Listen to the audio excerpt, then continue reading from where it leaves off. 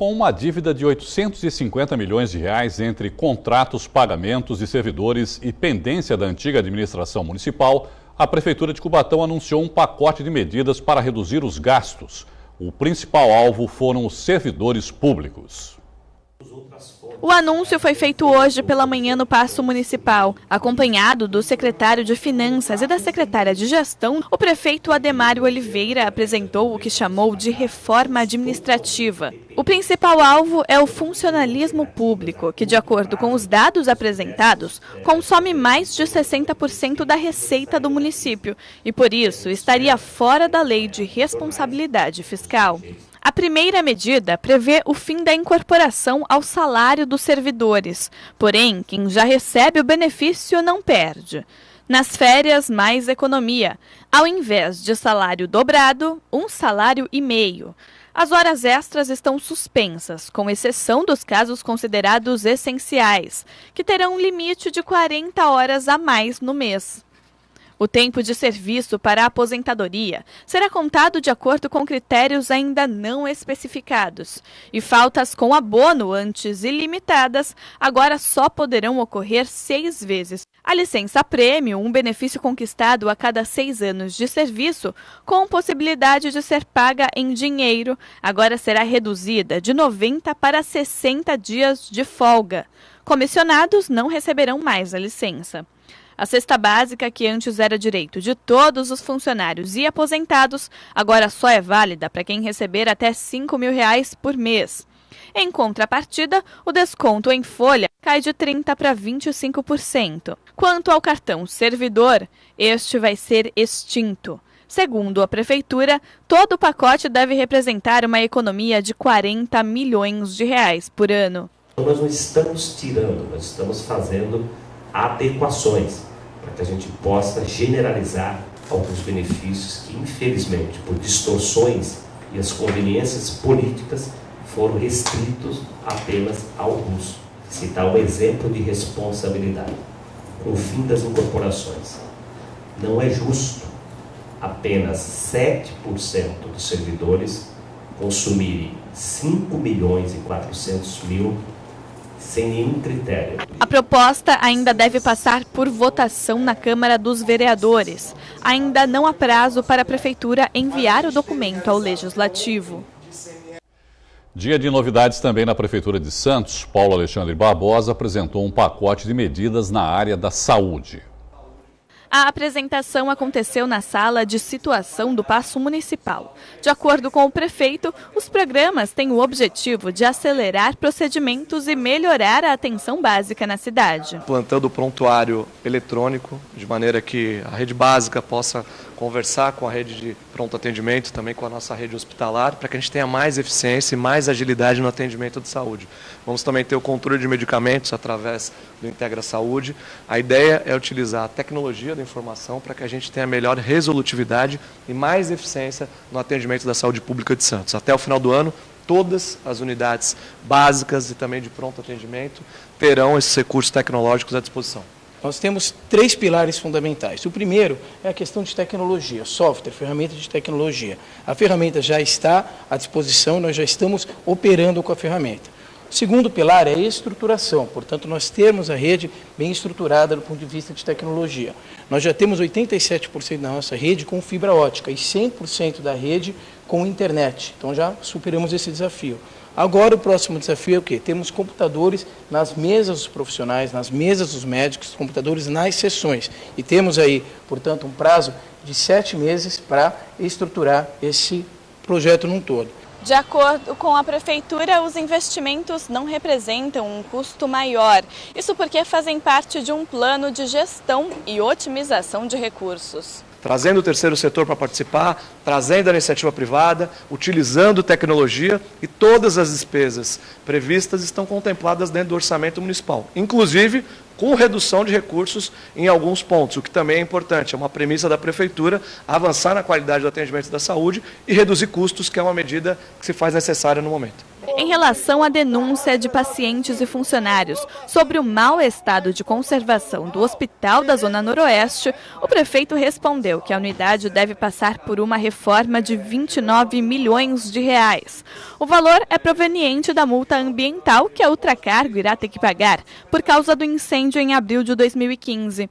Porém, ainda não há prazo para a verba ser liberada. Já há o aceite da empresa e também é o próprio Ministério Público que nós já dialogamos. Tá? Agora nós aguardamos a formalização. É uma parte que compete ao Ministério Público, é a realização do TAC.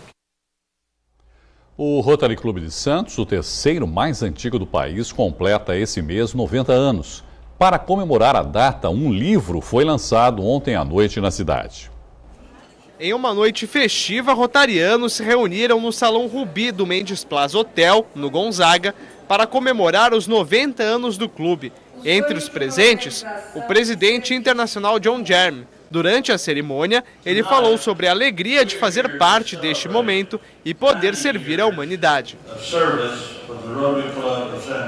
Levar um clube com 139 sócios e com esse grupo atrás é muito fácil. Estou muito feliz, né? Em receber um presidente de Rotary International é muito difícil. Você imagina que ele tem mais de 200 países a visitar. Não vai visitar em um ano, não tem como. Ele dá uma prioridade para vir nos 90 anos do Rotary Clube de Santos. Um clube que fez um presidente de Rotary International. Então você imagina o orgulho para nós. Foi muito bom, muito bom. O Rotary é a maior ONG do mundo hoje, mais de 1.200.000 rotarianos, espalhado em mais de 219 países e que trabalham em diversas áreas de atuação.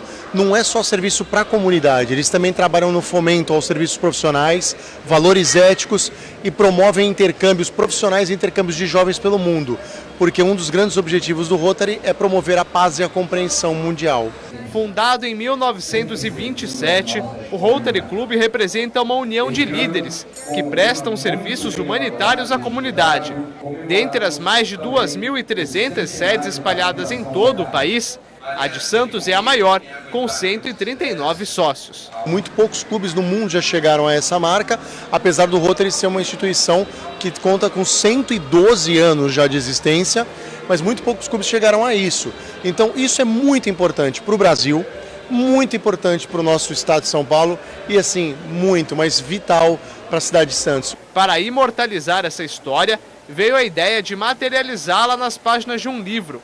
Em 157 páginas, Rotary Santos 90 anos conta detalhes de inúmeros trabalhos filantrópicos. A gente começou a contar a partir do fundador, o Samuel Augusto Leão de Moura, né, um dos fundadores.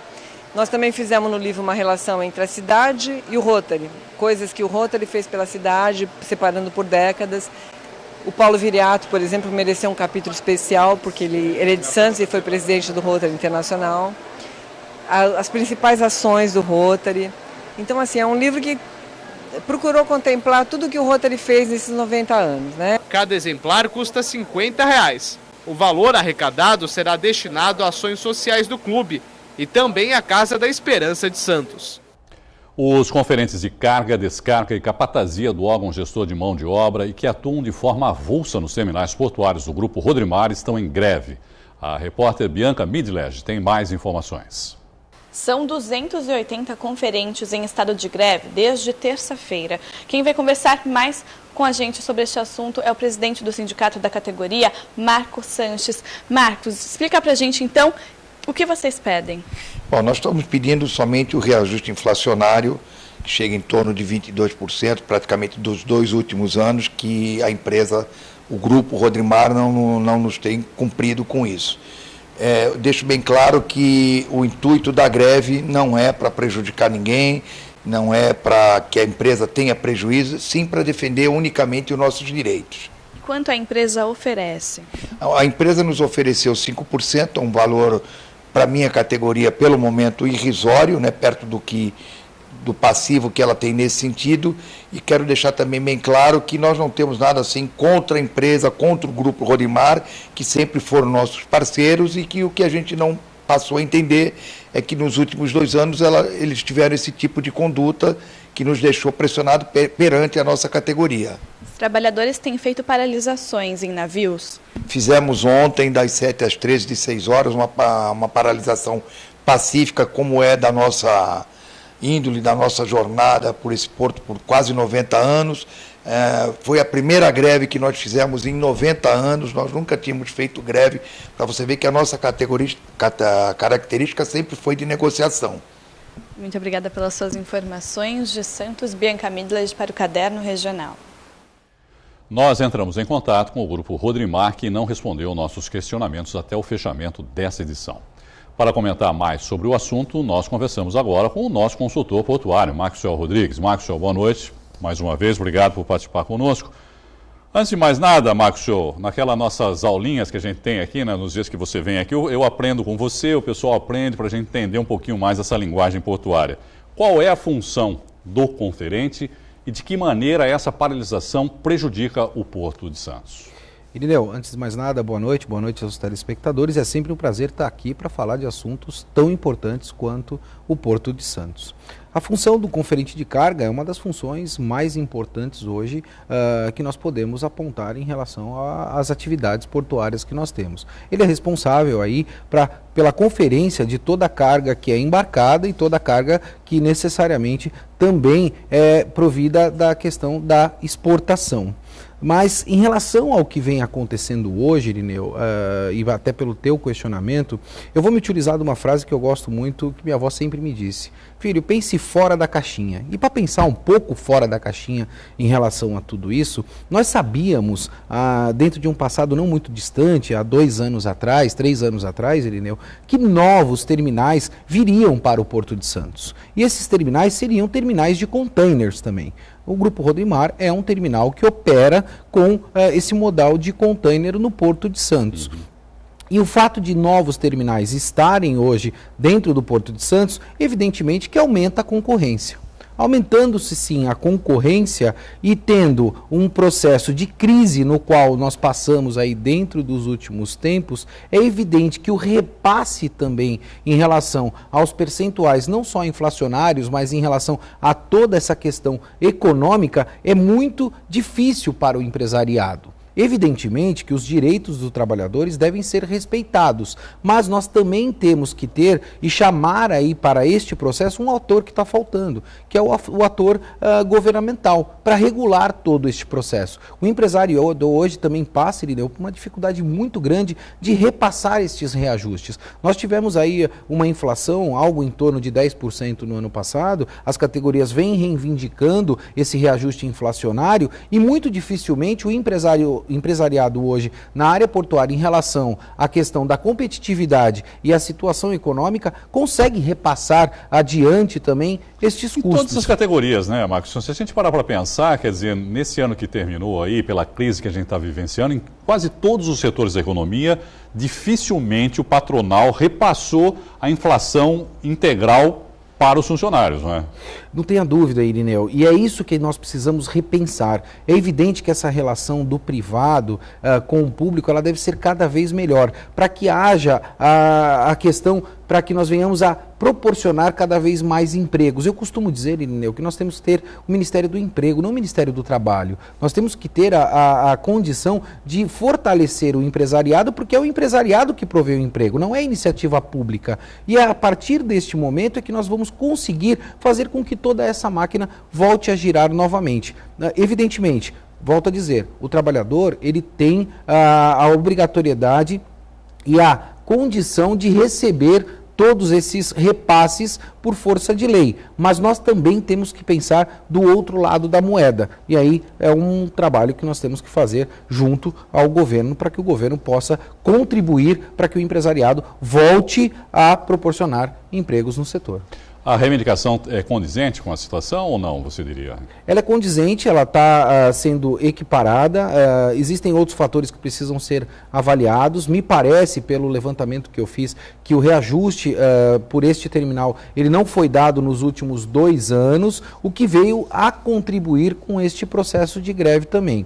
Então, nós temos aí inúmeros fatores, mas o mais importante disso tudo, volto a ressaltar, Irineu, é nós repensarmos esta condição que nós temos hoje de proporcionar empregos e da relação do empregador com o empregado. O quanto mais nós tivermos esta relação fortalecida, evidentemente que nós vamos poder prover muito mais empregos e proporcionar tudo aquilo que é necessário para essa categoria, que, como eu disse inicialmente, é uma categoria extremamente importante no Porto de Santos. Agora, Marcos, como que essa relação capital-trabalho, que sempre existiu, sempre vai existir, acaba influenciando no Porto e de que maneira pode, de alguma maneira também, tornar ainda mais caro o Porto de Santos, que todos já dizem que tem um custo muito alto, né? Eu costumo dizer que hoje nós temos inúmeros atores, nós já falamos isso em outras oportunidades, e temos bastantes sindicatos. Alguns sindicatos, de certa forma, em virtude do advento tecnológico, perdendo força em relação ao esvaziamento desta mão de obra que não é mais utilizada no Porto de Santos. Eu acho que nós não temos mais que ter única e exclusivamente sindicatos, nós precisamos ter federações e fazer uma federação única para que a relação entre o empregador e o empregado e a interlocução com o governo federal seja muito mais fortalecida. Hoje nós temos muitos interlocutores dentro desse processo, o que prejudica, de certa forma, os interesses para que eles venham a ser exclusivamente individuais e não coletivos, Irineu. Isso dá para dizer que existe uma previsibilidade de que vamos ter outras greves no Porto ainda nesse ano, Marcos?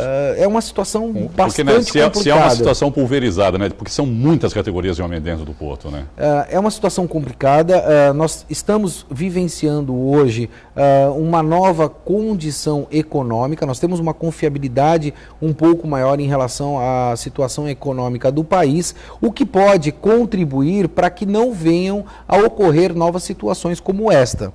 Mas, Irineu, o que nós temos que fazer são lições aprendidas. Nós não temos que continuar convivendo com os mesmos erros. Aprender com os erros do passado para que nós possamos nos planejar para um futuro não muito distante. Bom, mudar um pouquinho de assunto, Marcos, estou com você. 7 terminais que operam granéis líquidos no Porto de Santos assinaram um termo de compromisso com o Ministério do Trabalho para corrigir cerca de 100 irregularidades. As medidas exigidas envolvem a adequação dos planos de prevenção contra grandes acidentes com produtos inflamáveis, principalmente depois dos grandes incêndios que ocorreram no Porto em 2015 e 2016. Os terminais terão 12 meses para corrigir os problemas.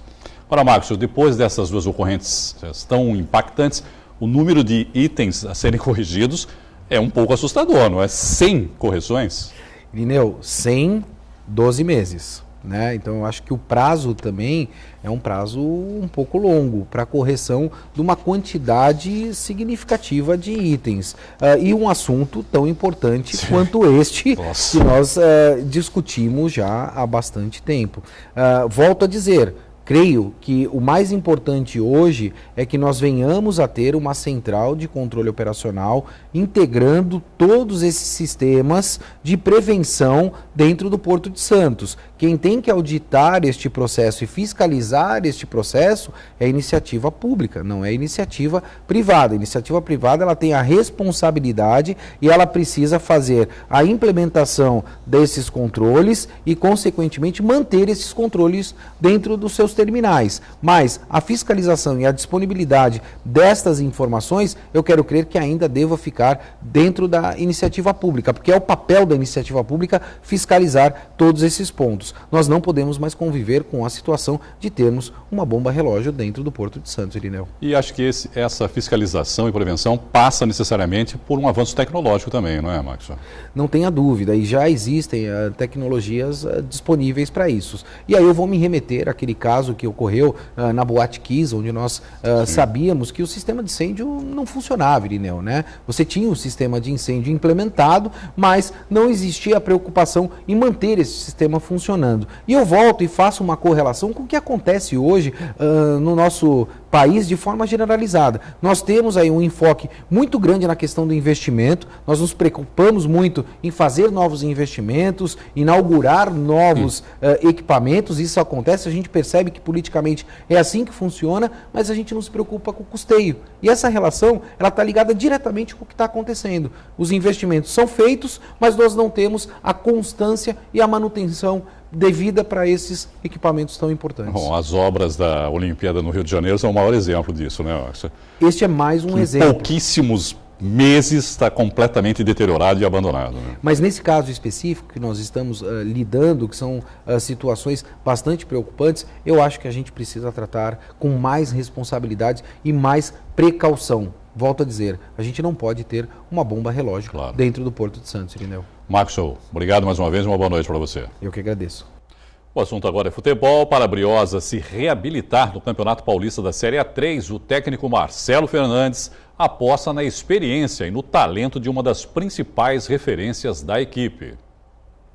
Ele está de volta depois de ficar fora do último jogo. Recuperado de uma contusão no pé, Ricardinho retorna à Portuguesa Santista em um momento delicado. Não estou 100% ainda, uma dorzinha incomoda, ainda mais o pé que eu chuto, mas a gente vai para um jogo importante, jogo em casa, que a gente tem que ganhar, não sei como, mas a gente tem que ganhar e a gente vai para o sacrifício, vai 100%.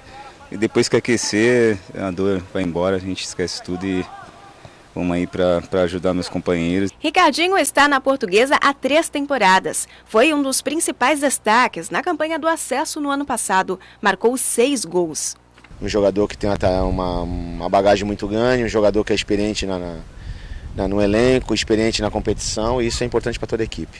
A Briosa perdeu 3 partidas consecutivas. Contra o Olímpia por 1-0, o Inter de Limeira com o mesmo placar e a última contra o Taboão da Serra por 3-0. Caiu da 8ª para a 16ª colocação com 7 pontos. Essa hora é um momento que todo mundo tem as críticas, né? A gente tem que estar prestando atenção nessas coisas para não deixar interferir no nosso trabalho e a gente ter o nosso foco, que é chegar no final novamente, ser campeão. Acho que tem que ter esses pensamentos positivos. Além do talento de Ricardinho, a Portuguesa conta com uma ajuda fundamental para a reabilitação no campeonato, o apoio da torcida. Para isso, a diretoria fez uma promoção especial. Até amanhã, ao meio-dia, os ingressos para a arquibancada descoberta vão ser vendidos por R$10. Portuguesa Santista e Flamengo de Guarulhos se enfrentam amanhã, às 8 da noite, em Uricumursa. Venha prestigiar a gente, a Portuguesa, aí, em sair dessa situação. Apoiar o próprio Marcelo Fernandes, né, que vai fazer a sua estreia. Jogamos dentro da nossa casa, nosso domínio, é uma oportunidade imensa para a gente voltar lá para cima. 4 jogadores são desfalque para a partida. O volante Carlos Alberto, o goleiro Fernando Hilário, o lateral Irã e o meia Adiel. E a maior competição esportiva universitária do estado de São Paulo vai acontecer entre os dias 2 e 19 de maio. A 34ª edição dos Jogos da Unisanta vai ter 14 modalidades no masculino e no feminino neste ano.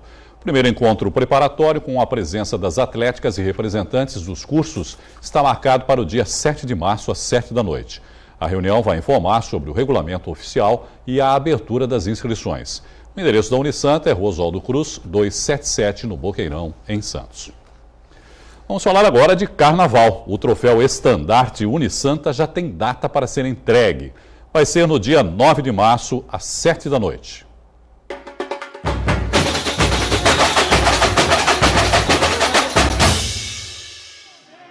As 3 primeiras colocadas do voto popular do Carnaval Santista serão premiadas. A amazonense liderou a opinião dos nossos espectadores e recebeu a nota máxima. Na avenida, a agremiação do Guarujá contou a história de Olambra, a cidade das flores.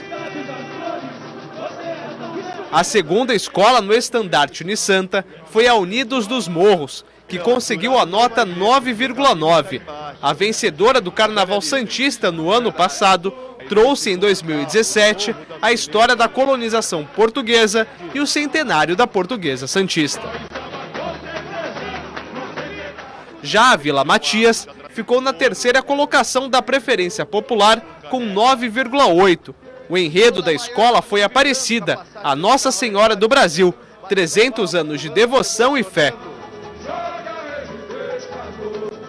Também serão homenageadas as escolas vencedoras da apuração oficial do Carnaval Santista. A X9 foi a primeira no grupo especial com o grito heróico de um povo. Já a Real Mocidade levou o título do acesso com a história da festa junina. E a Mãos Entrelaçadas foi a grande vencedora no grupo 1, com o enredo Uma Viagem no Tempo, do primitivo povoado ao monumental porto e majestoso carnaval.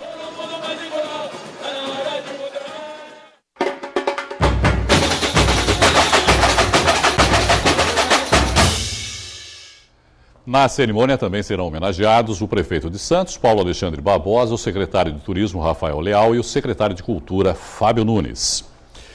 E uma última informação, morreu hoje Rubens da Silva, ex-presidente da Associação Comercial de Santos. Ele dirigiu a instituição entre 1989 e 1992. Rubens tinha 92 anos. O velório acontece na Memorial Necrópole Ecumênica. O sepultamento acontece amanhã às 11 horas no mesmo local.